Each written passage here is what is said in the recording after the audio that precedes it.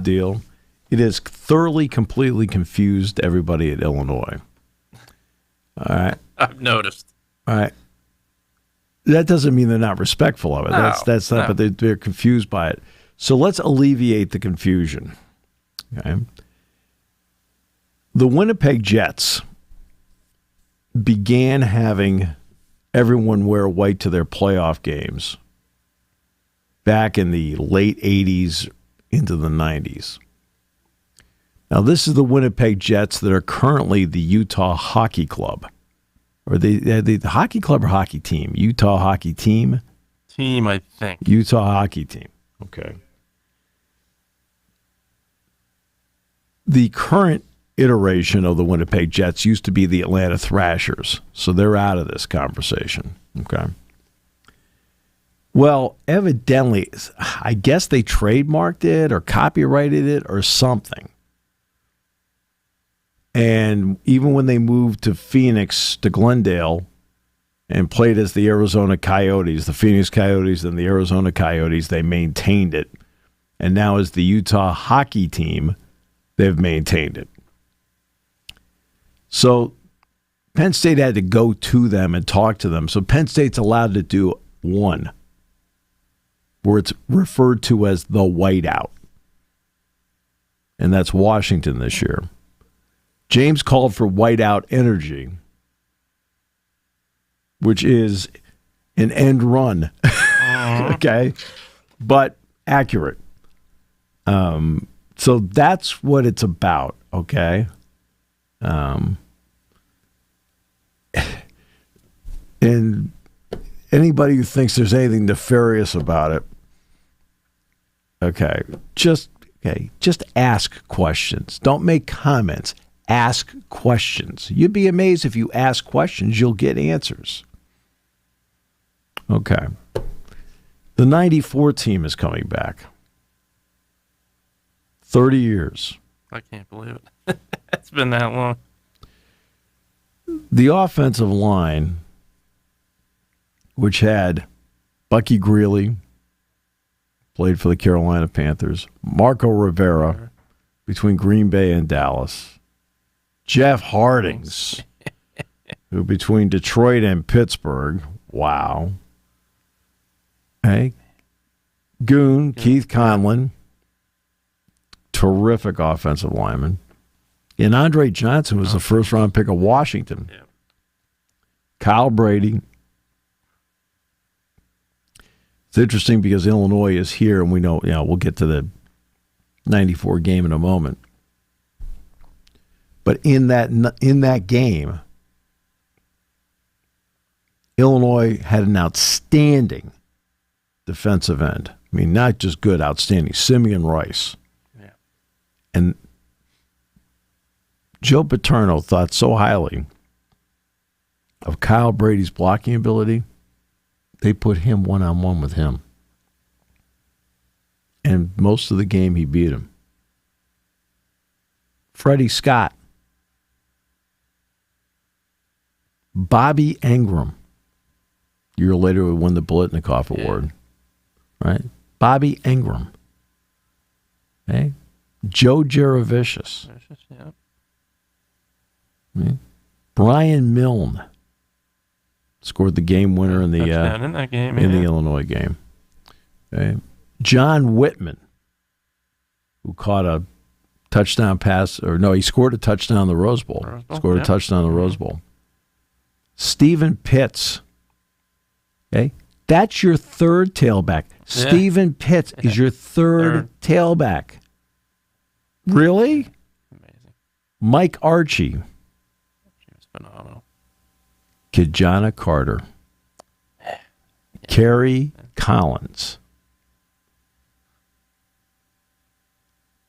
Now, defensively, it's not like they didn't have defensive play. Brian Gelsheiser was really good. Yeah. People don't realize the Michigan Miller game. Was phenomenal in the secondary. Okay? Yeah. The Michigan game where it was tight and Kerry threw the touchdown pass to Bobby Engram to put him in front. Now, people forget Michigan got the ball back and Brian Miller picked off the pass and essentially ended the game. The Illinois game, everyone remembers the drive. starting from the 4-yard line, going 96 yards, big passes along the way, all right? And then Milne capped it off with a touchdown. But people forget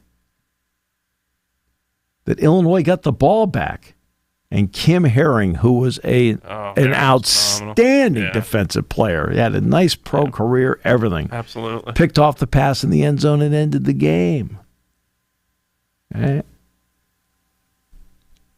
They, for the most part, outside of that game, because the Indiana game, they're up by 2 touchdowns. Yeah, you're up 35 I'm not, and it becomes 35-29. Right. Yeah, I really could care less about that. Yeah. They blew everybody out except for 2 teams. That includes Ohio State.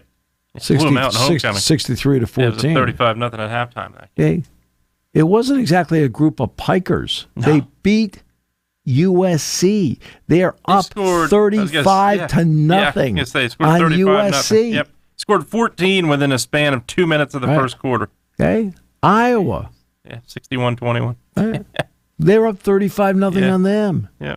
They won at Minnesota. Shut them out. Yeah. Right. Shut them out. Kajana scored early in that game. Long run. Beat Oregon in the Rose Bowl. I mean,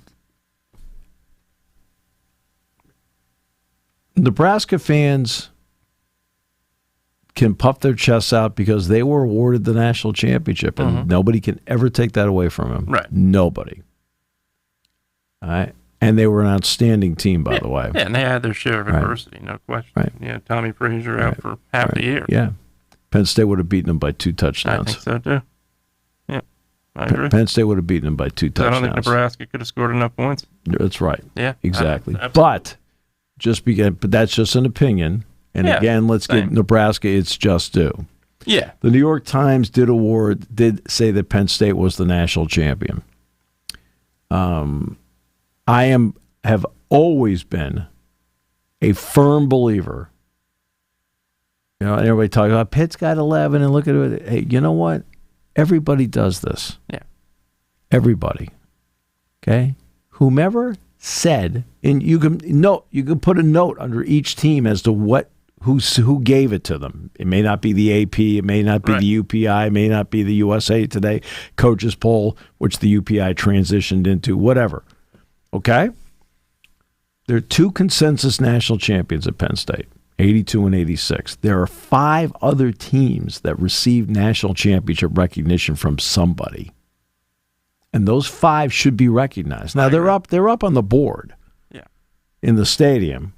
Yeah. With the years, whether you're an undefeated team or whether you're a national championship team or whatever, okay?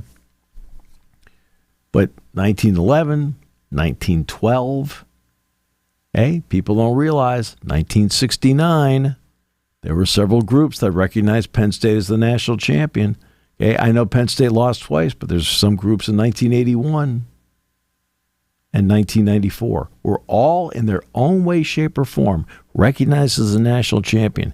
They should all, I've always said this about the media guide, at least make a notation in the media guide that they were recognized as that. Okay? Make a notation. It's only fair to those teams, of which, obviously the 11 and 12 team, there's nobody alive left from those teams, right? But I work with a guy who played on the 69 team, for example. Okay? Yeah. Right? There's 7 of them. Total, 2 consensus. And this 94 team happens to be among those 5. Right? Yeah. If you sit down and you go to the NCAA website, it's there. It doesn't take much. No. And I'm just saying that you're not saying they're the consensus champion, but they were recognized by somebody. Okay? And is it a picayune thing? Actually, to me, I'll bring up stuff like this. Yeah, it's a picayune thing, whatever. This is not to me. It is something that's been something I have pushed for years. I'm not interested in the Pitt has 11 and everybody makes fun. No, okay? if you're recognized by somebody, at least make a notation. Mm-hmm. Okay? Make a notation of it that they were recognized. Okay? And that to me is that's the part that I would like to see done in the future. Okay? And that's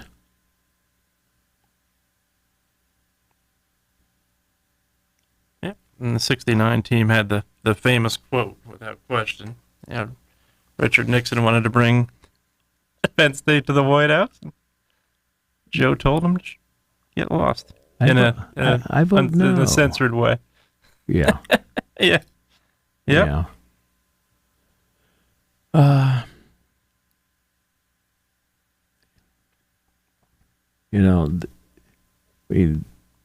Now, obviously, there are people that claim national titles and so forth. I mean, Yeah, I think, was it South Florida or Central Florida, one of those teams a couple of years ago was undefeated and claimed one?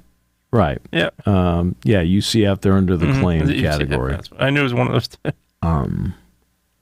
But it is... I only bring it up because this team's among them. It's like, you have to be kidding me. It's like... Yeah, and you wish, as broken as the BCS was to an extent, you just wish it was there in '94. You really did, because there's... Well, any of them. You would have had, absolutely. Any of them. Absolutely. You could have had so many games in the 90s that would have been incredible. It wasn't often you got a true national championship in the 90s, or in the 80s, especially into the 90s, and especially 60s, 70s, 80s, 90s. And that was the disappointing part of college football, as great as it was, because there were so many times where it just felt like you'd have that opportunity to see the two best teams, and unfortunately, conferences aligning with bowl games didn't allow that to happen. Right. Yeah, you would, and that also led to how many split national championships. That was the other part of it. The BCS, I think,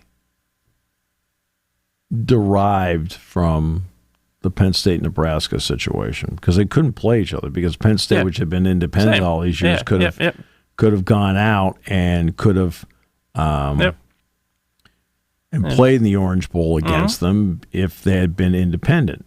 Okay, well, that's all right. 1991, it was Miami, Washington, couldn't play one another. Right. So, again, they couldn't play each other. So, here is, let's see, 1911, Penn State, 1912, Penn State. Okay. Now you move ahead. Okay. Let's get to 1969. Right. I mean, Penn State's recognized by several groups in 69 as winning the national title. And the 94 team is not on this list. I mean, but they were recognized by the New York Times. And I just, there's so many organizations that did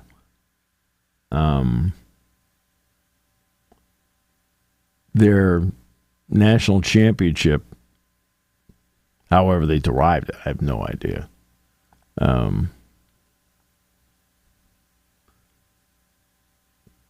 But it is, I always love the claims. Pitt's got a lot of claims in there. Yeah. Yeah. A lot of claims. But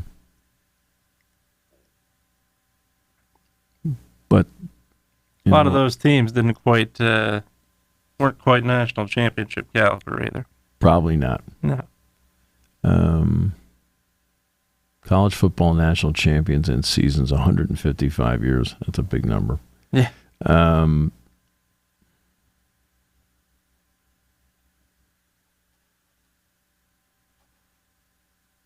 No, I just think if you're recognized by somebody, you should get it. And some of these are like Dunkel and things like that. I understand that, but that's,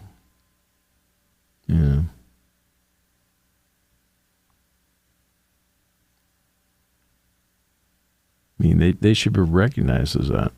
Because, I mean, I've seen it, I've read it, I've looked at it. But, I mean, that's just me. I mean, I completely agree. And that's because of the situation the way it was. And obviously, if the BCS was around and, hey, Nebraska does beat Penn State, which I still don't think they would have, but that happens, then Nebraska's your national champion. They are. And, and it's a different story. But, absolutely. I think in that era of college football, it's tough for teams to not necessarily recognize themselves. You look at, I think Colorado, Georgia Tech split the national championship, I think, in 90. Yeah, they did. Yeah, Georgia Tech. That's another opportunity there where two teams just didn't get to play each other. Right. I mean, so, yeah. But to me, they should be recognized. Yeah, I agree. That's me. That's how I look at it, and I've always looked at it that way. I've talked about it before. If an organization looked at you and said, "Yep, you're number one," you should at least get a notation. I'm not saying you're the consensus number one. Okay, Texas is the consensus number one in 1969. Okay, so. Yeah, that's just small point. Yeah, small point, but I wanted to at least bring it out there. Okay, that's the '94 team being honored, and they will be coming back 30th anniversary. So, looking forward to it. Very much looking forward to it.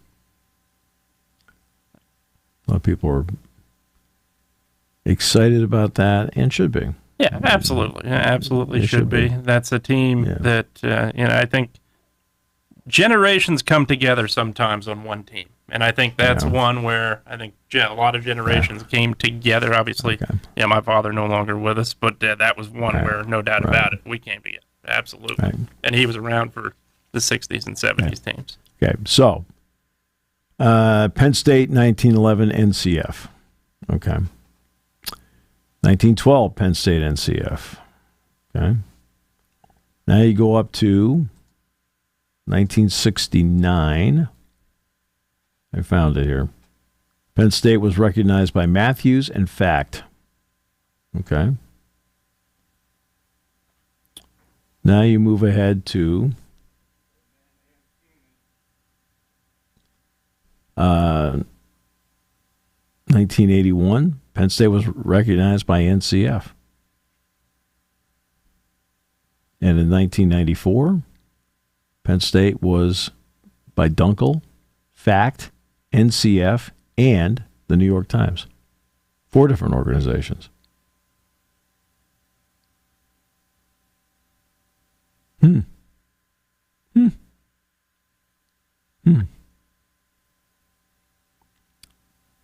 Again, right. That's they're not the consensus champs, and I again, the consensus champion should always be the one that's recognized. It doesn't mean you can't make a notation that organizations said yes to your team. Sure. Okay.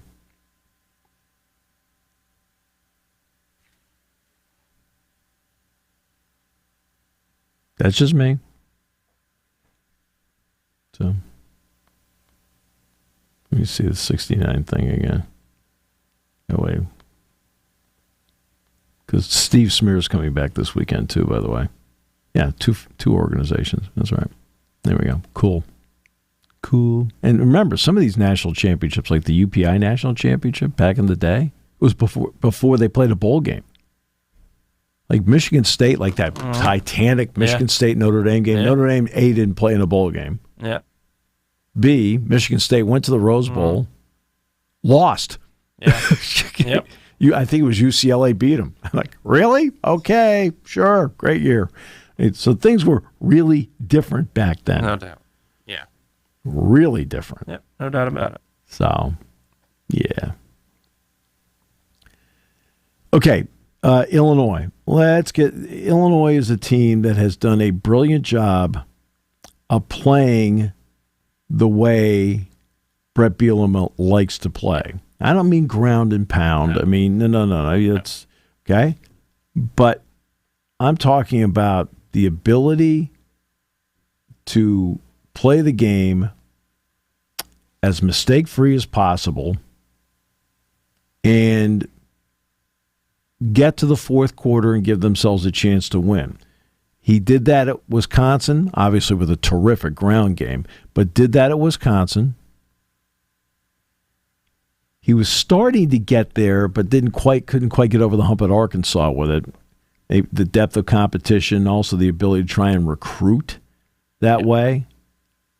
Not easy, especially in that conference. Not easy at all. And now he's gone to Illinois, and in a period of time, he went out, he got the quarterback he needed. It took a little bit of time, but Altmaier is playing the way they hoped he would play when he transferred from Ole Miss. And that's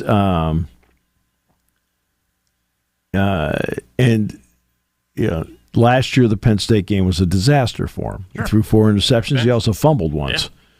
Yeah. And so Pinnock came in and had to finish out the game. Okay.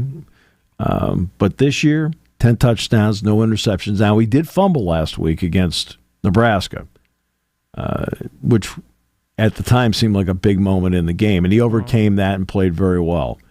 They've got a nice running game. Got a very nice running game. Fagan's a good running back. Lowry's good. McCray is just a big man. Yeah. And he made that one-handed catch on the sideline. Like, what the heck? And then they've got Valentine, the freshman, who gives him a little jump in that running game. Arkin, the tight end, is a good player. Bryant is very good at wide receiver. Franklin, he was at Ole Miss last year, but he did not play in the game. Okay. He had been with Barry Lunney, the offensive coordinator, at Texas San Antonio. So Lunney, of course, comes in here, and so Franklin made his way back to his old coach, and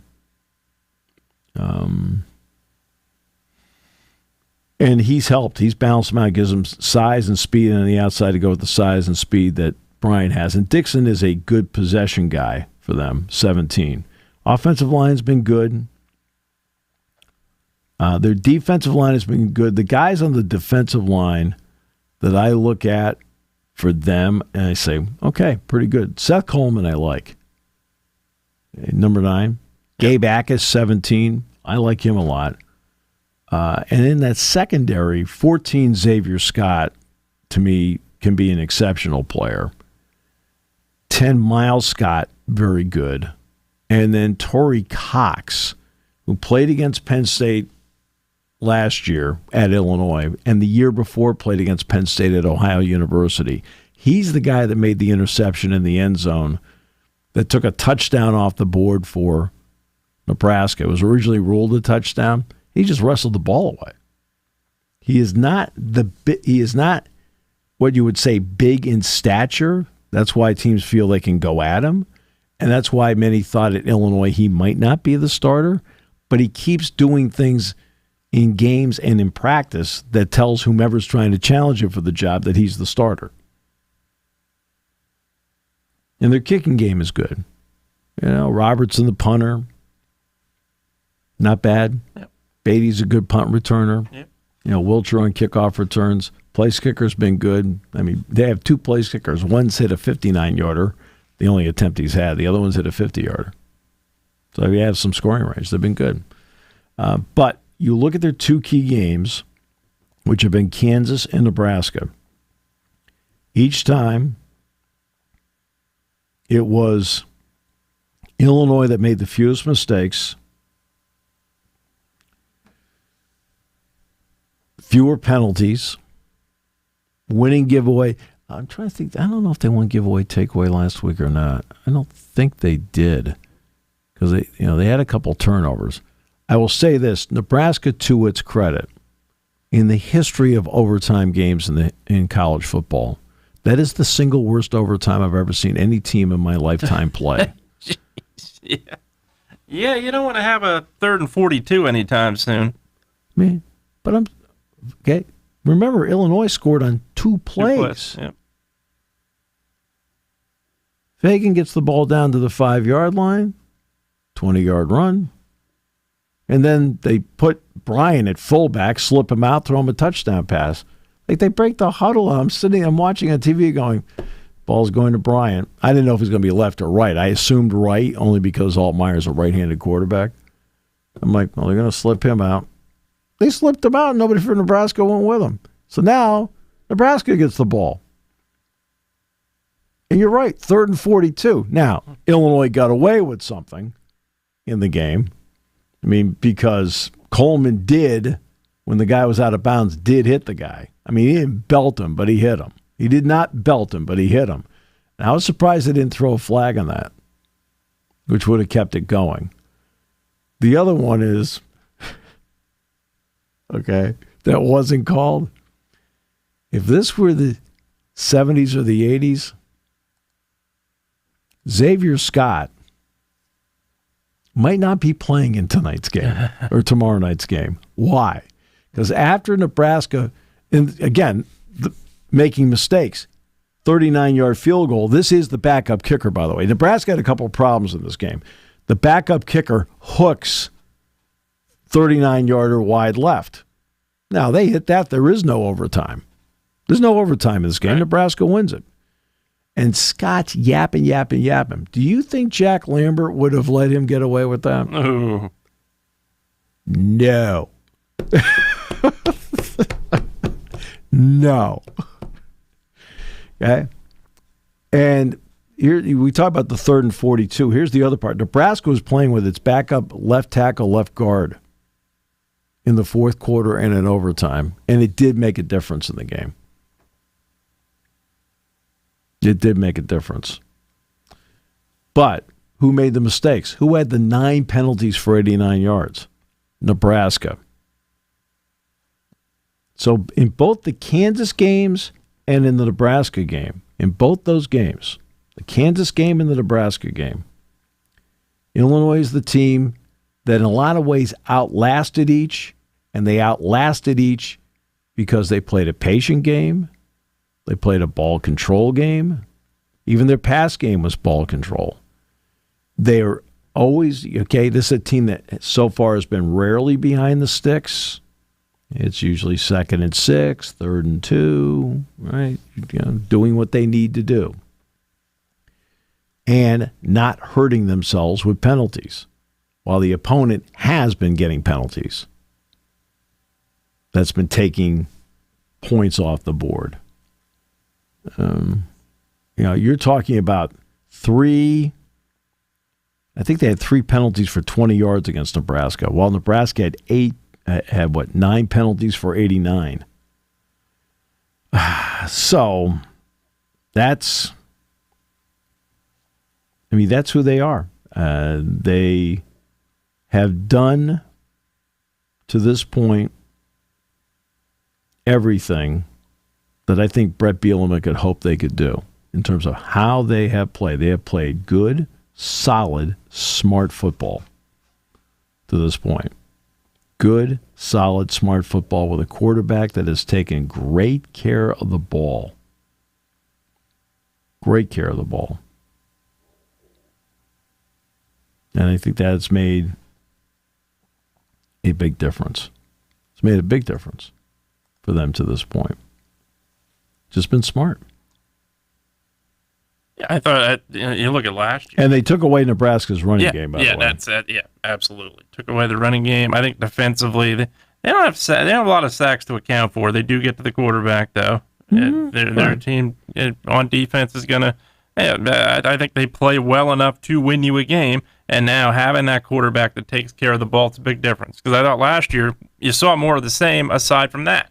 You saw a defense that I think was, obviously, Newton was incredible. So you had guys there. I believe he was the Big Ten Defensive Player of the Year. Yep, should have been.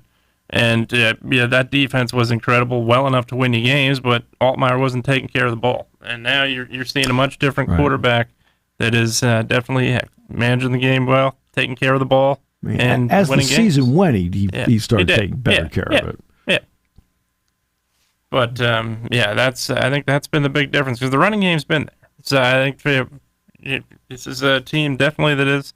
Yeah, I don't want to say they're dangerous by any means, but it's a challenge.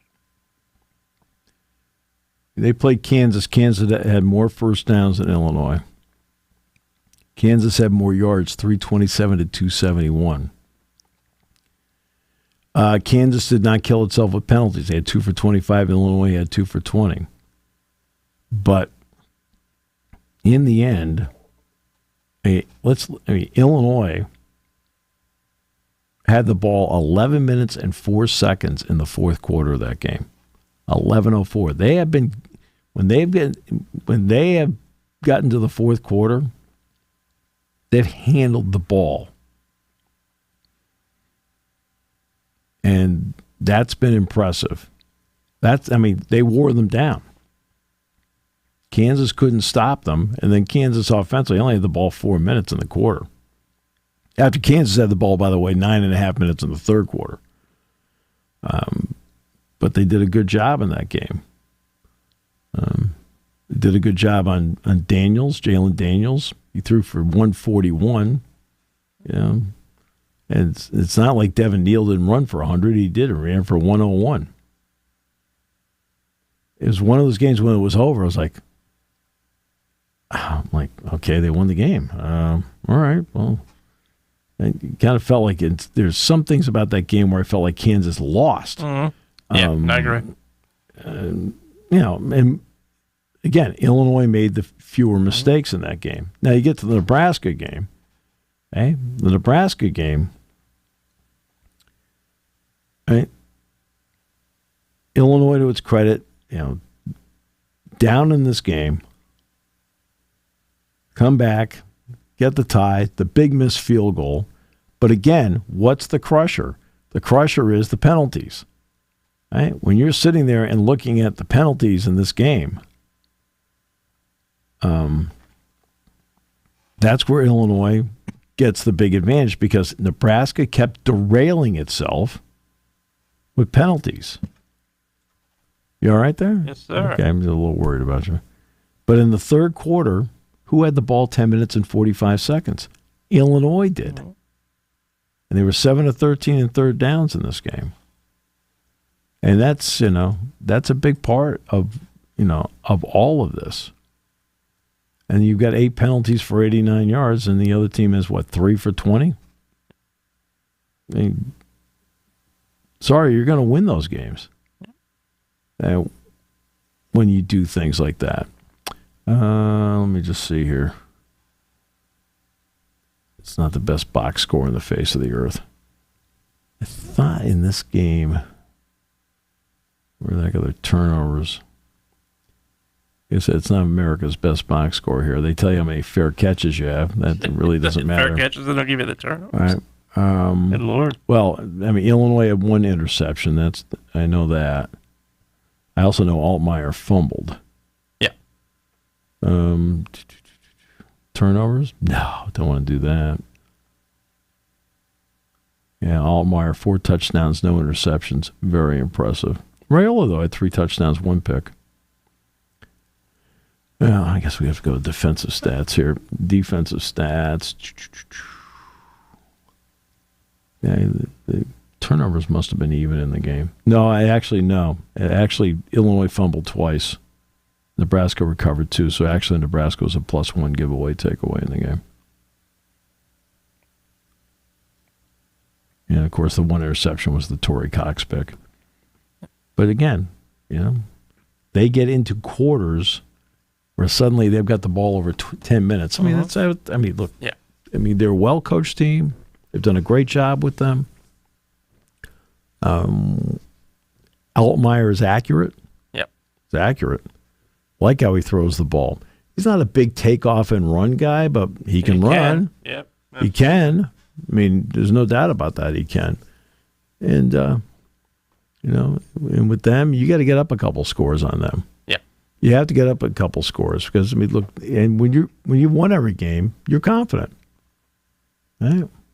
Yeah, and the other part. That's where I give you credit with your outfit today. Only a man with incredible confidence would wear that. It's our station shirt. That doesn't mean you wear it. But the one thing that helped with Friday night with that game in Lincoln is, I'm not comparing Memorial Stadium by any means to Beaver Stadium, but I think the atmosphere is pretty good there. And so I think you win in a tough environment. I think that's going to prepare you a little bit for tomorrow night. Not entirely. Yeah, again, Beaver Stadium's a different animal under the lights. But I think it is going to prepare you a little bit getting into that atmosphere coming up tomorrow night here, too, if you're Illinois. All right. Nebraska's loud. Yeah. But, what's interesting is you think about Nebraska, 90,000 fans. Yeah. There's 20,000 more here. It's like, see, that's when you start putting it in that perspective, it's amazing. Yeah. Incredible. It's amazing. Absolutely. Now, the weather, who knows? There isn't a single person that's a layman that's not in the meteorology department that has any idea what's going to go on. No. Saturday could be a little bit. I know it's heading west. Yeah. Those poor people down there. Oh, I know. In Florida, Georgia, the Carolinas, Tennessee, little parts of Alabama. Yeah. Awful. Well, power outages. There have been tornadoes. Yeah. There have been a couple of deaths so far. Homes, destruction. It's what Helene has done to this point. Yeah, absolutely. Is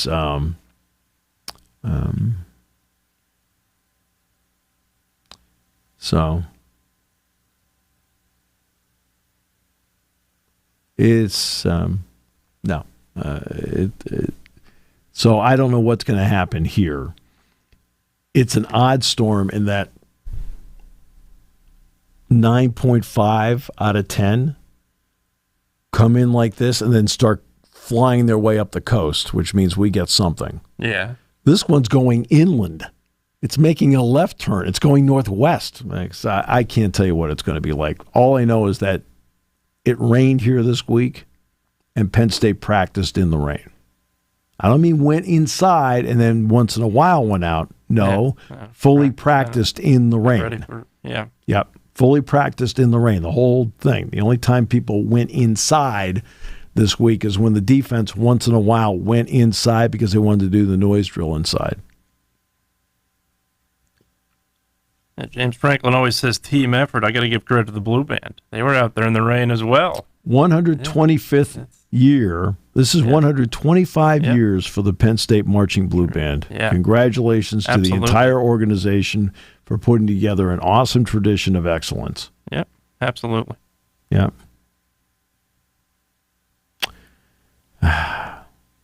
Your team plays who this weekend? Patriots.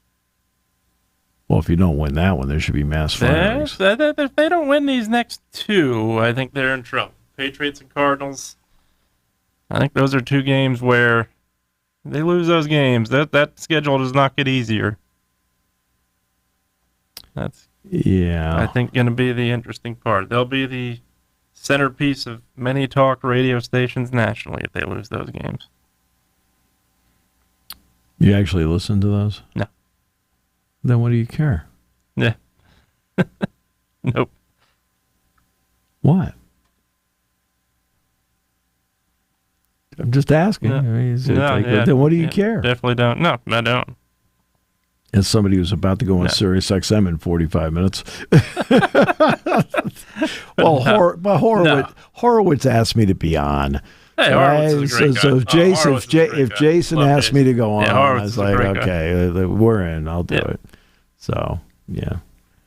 And I don't know whether to bring you up or not. I said, I mean, the way you're dressed today, I almost feel like putting $5 in your hat. Maybe 20.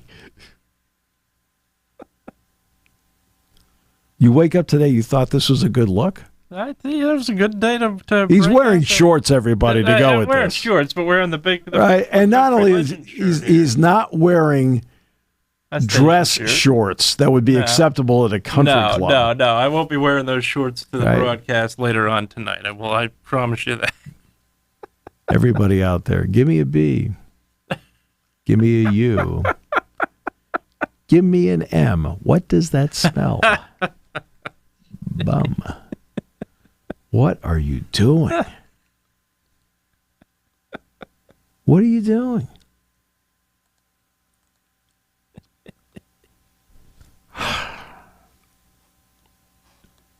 Unbelievable. I think your Phillies are ready for the playoffs. Oh, there's no. Yeah, absolutely. I think the Freeman injury is going to be interesting for the Dodgers. And I didn't get a good look at what happened. I know he exited last night with an injury. Didn't get any updates. Well, I mean, for the Dodgers, everything they're going to do is going to be predicated on their ability to score above average number of runs. Their pitching has been a real struggle. Yep.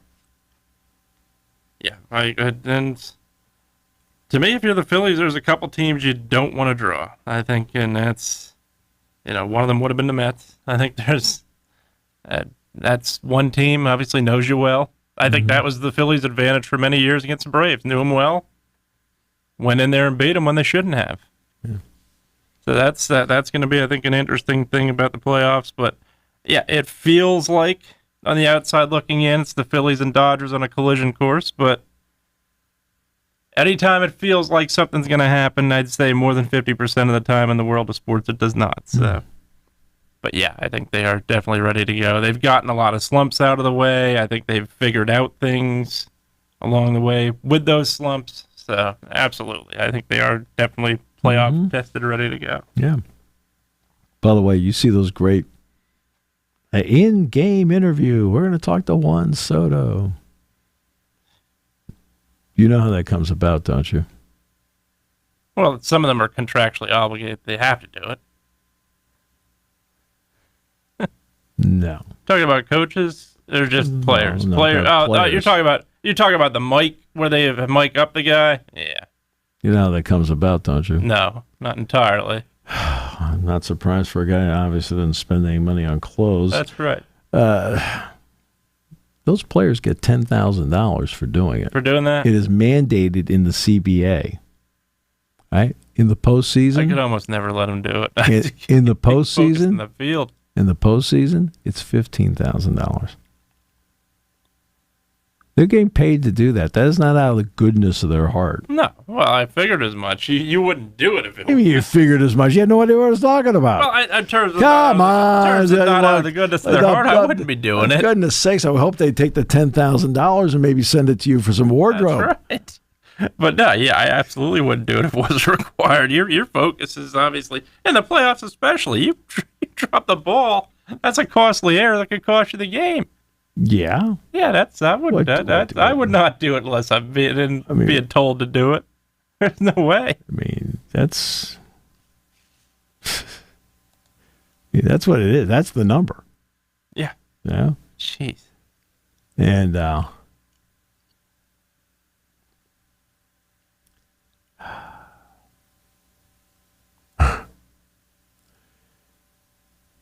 oh well. I was talking to somebody the other day about the Ohtani 50 stolen base thing. I said, well, there's two things that go with that a lot of people don't take into account. Okay? And I'm not taking anything away from Ohtani. I'm really not. Okay? But the bases are 4 inches wider now. So you get a larger lead at first.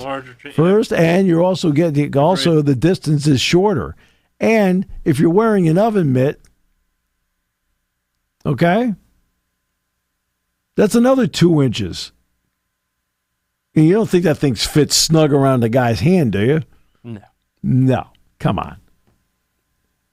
Ty Cobb would have had on 80. Ricky Henderson, same thing. Ricky Henderson, 180. Henderson, you walked Henderson, forget about it. It was a double. Last night's game between the Giants and the Cowboys very quickly.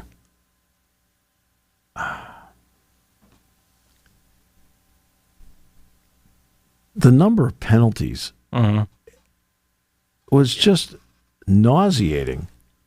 And then not only a penalty, but then you get it wrong. Yeah. There was the one in the first half when Bellinger got called for face mask, and the Cowboys player was grabbing his face mask. Yep. They got the wrong guy. Yep. Like, what are you doing? It derailed the drive that the Giants had in a game that ended up by 1. What I found interesting, though, was at the end of the game, you have to make a point of this in doing the broadcast. Aubrey came out to kick the field goal.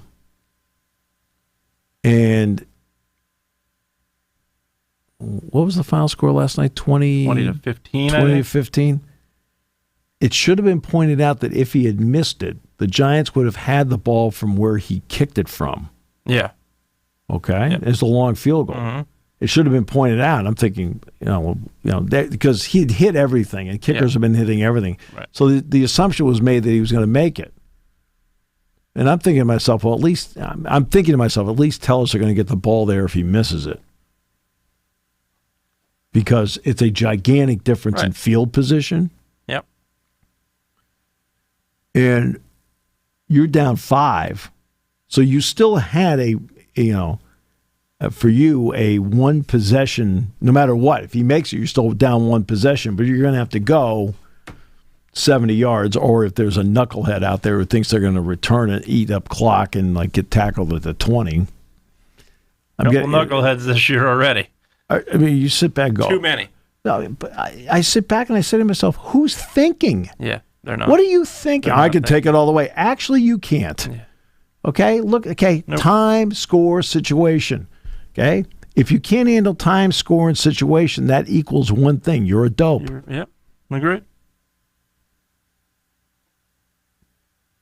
Now, it didn't come into play last night, but as good as Al and Kirk are, and they are really, really good, they should have mentioned that before he went out there that, hey, look, there's X amount of seconds left. If he misses, it's still a 5-point game, and the field position is going to be where he kicks it from, which dramatically shortened the field. I mean, the Cowboys had to finally pick off a pass right at the end zone to end it. Amani Oruwariye got a pick last night, which was great for him. I was thrilled for him. But Parsons got hurt. It sounds like it was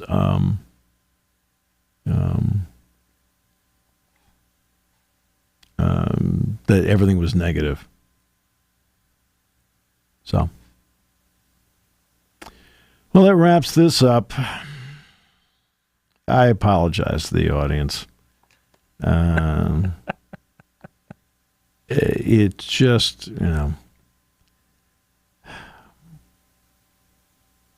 we could have at least turned your camera off. I mean, it's like,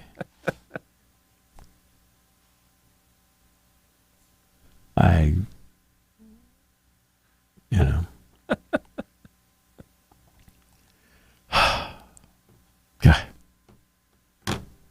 Give me a B. Give me a U. Give me an M. What does that spell? Jose Canseco, I think, didn't it? Oh. Oh.